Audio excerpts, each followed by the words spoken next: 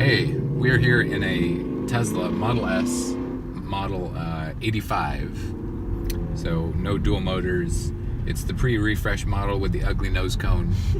Why are we in this, you may be asking? Well, our new Model S that we bought just a few weeks ago has been at the Tesla Service Center for the past 3 days for two minor problems, which apparently have been taking longer to repair than we anticipated. But we're going back to pick it up today.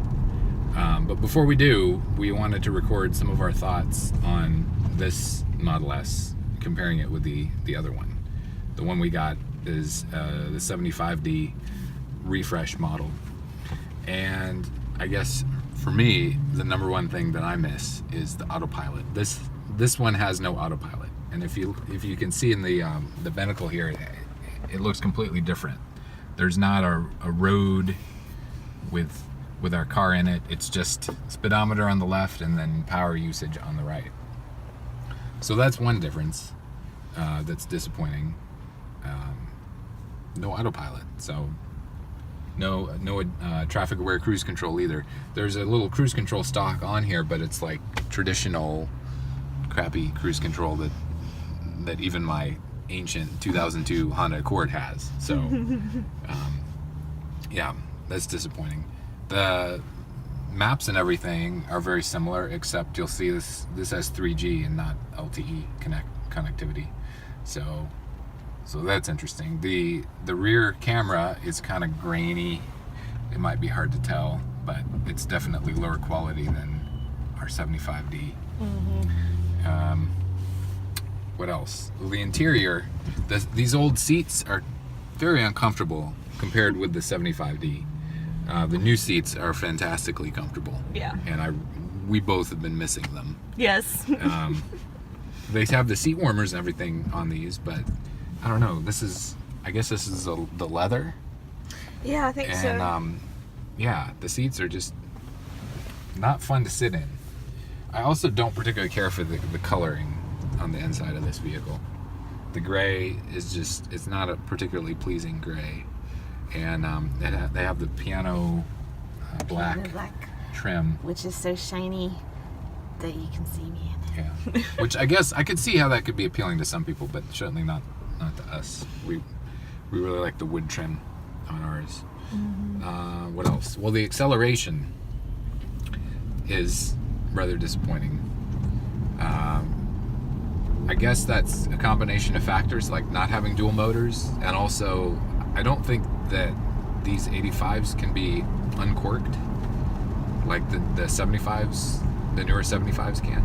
So my assumption is that explains the difference, because when we go from 0 to 60 in the 75D, it's pretty impressive. And with this, it almost feels like the 75D in chill mode, except slightly worse.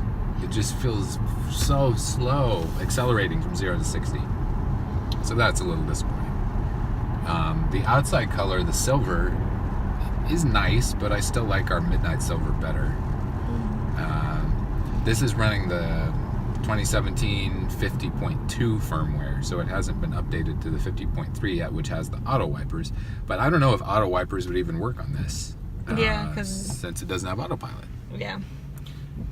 Doesn't have any cameras. Yeah. And one other annoying thing is they apparently in the refresh they swapped the turn signal stock with the cruise control stock. Like on this 85, the cruise control's on top and the turn signal and wipers are on the bottom. So it took some getting used to that. I definitely like the refresh better because the steering wheel hides the turn signal stock most of the time. So I kind of have to like bend around the steering wheel to see what the wipers are set to. Yeah. What about the charge port door?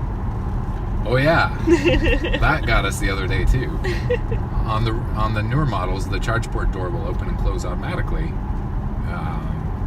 and on this one apparently it won't. And I didn't realize that. We had stopped at Whole Foods and plugged in to charge, and then when we got back out, I just left the charge port door open because I figured it would close by itself, and it never did.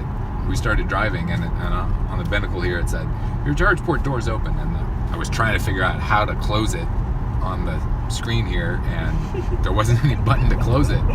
So eventually, I think you were the one who mentioned, well, maybe you have to close it manually, and that was the case. So archaic. Yeah, making me feel like a caveman. I shouldn't have to close my own charge port door. Oh, of course, there's no all-glass roof. Yes. Feels a little claustrophobic. Yeah, the all-glass roof definitely makes it feel more spacious. We did notice in the back lift gate on the inside there are some speakers, and I'm not sure what that's about. I'm not sure if that was like an upgrade or what. We definitely don't have those on our 75D. I can't think of anything else.